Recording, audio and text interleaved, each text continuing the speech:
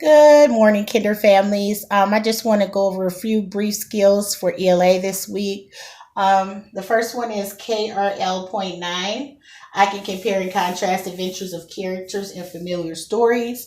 The last story we read before we went to online learning was Naked Mole Rat Gets Dressed. It was just about him being true to himself, not going with the norms of society. It was normal for everybody not to wear clothes. Naked mole rats don't wear clothes in real life, but he enjoyed wearing clothes.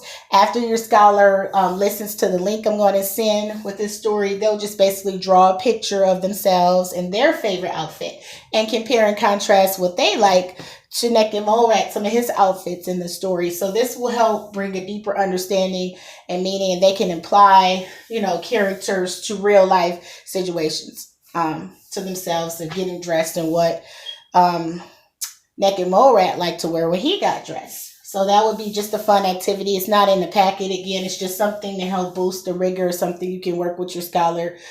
Just click on the link. I'll send it. And then have them listen to the story and draw a picture. It could be whiteboard, scrap paper, just any paper and pencil. Draw a picture of themselves and their favorite outfit that they like to wear and compare how their outfit is similar or how it's different to Naked Mole Rats in the story.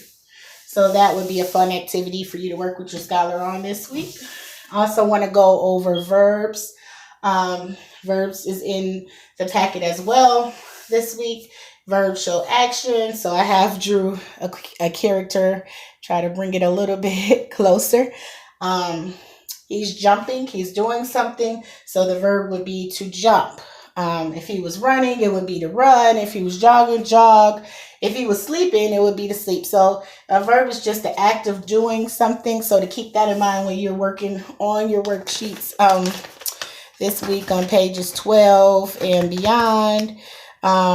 It's talking about verbs. Page 13, it's talking about adjectives. The adjective describes. I have a sun here.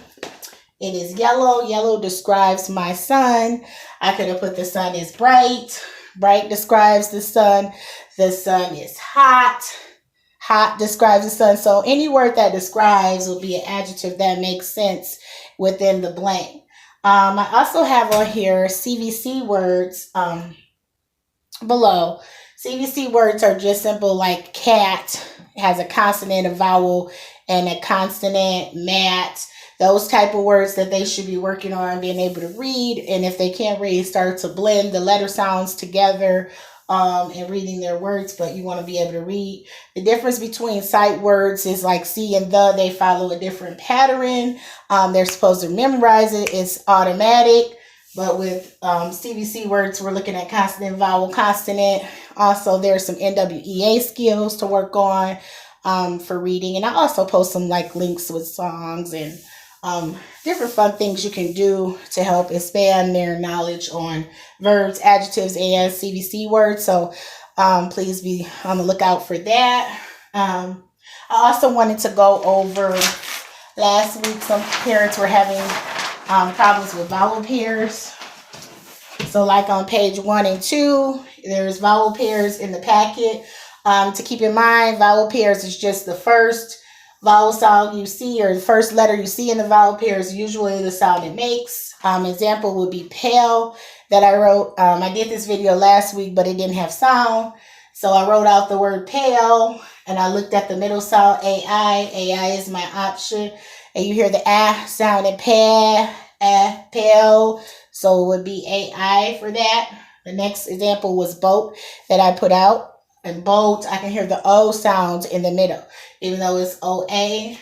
So I would circle OA. This is kind of tricky because it has the double O as well as option. But when we spell boat in the English language, it's BOAT. So OA would be my middle sound. And my vowel pair O is the first letter. It's the sound that I hear, the O sound. So it would be OA that I would circle for that.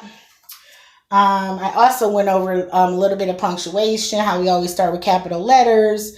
In grammar, we start with capital letters. We end with punctuation, a period, question mark, or exclamation mark. That was on there last week as well. I can resend the links for those as well for some of those pages. But just let me know what you guys need from me this week. But that basically sums up reading for this week. You all have a great week. Thank you. And please reach out if you have any questions or concerns on Dojo. Thank you.